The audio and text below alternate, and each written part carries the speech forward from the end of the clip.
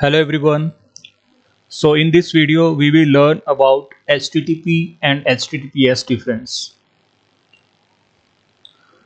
So you must aware about what are the difference between both the protocols. So the HTTP is Hypertext Transfer Protocol. HTTPS stand for Hypertext Transfer Protocol Secure. However, back in 2014, Google recommended that sites switch to HTTPS due to some security concern.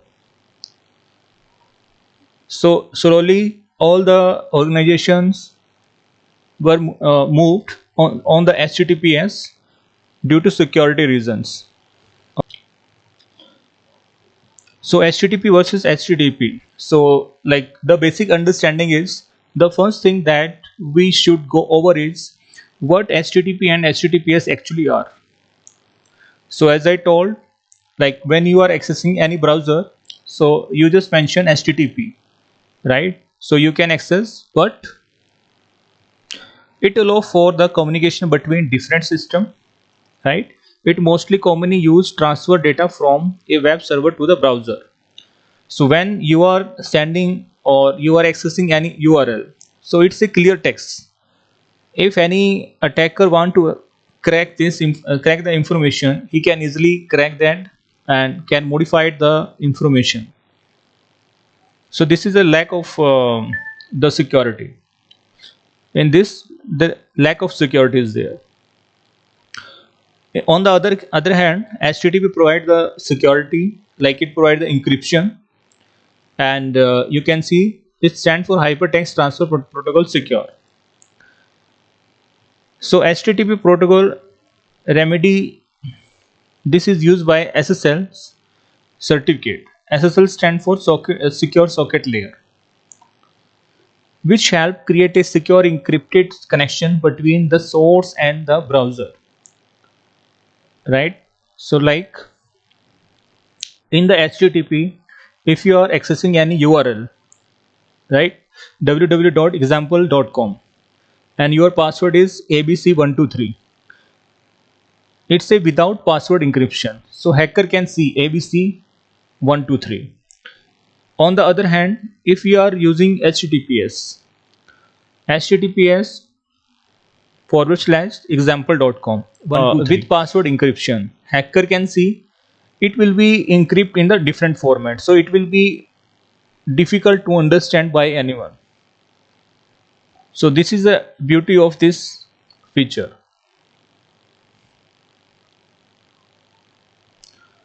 So definitely, like HTTPS is a better, it provide the encryption, and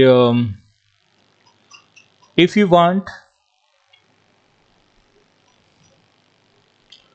enable HTTPS, either you can say if you want change from HTTP to HTTPS, so you need to follow the below steps.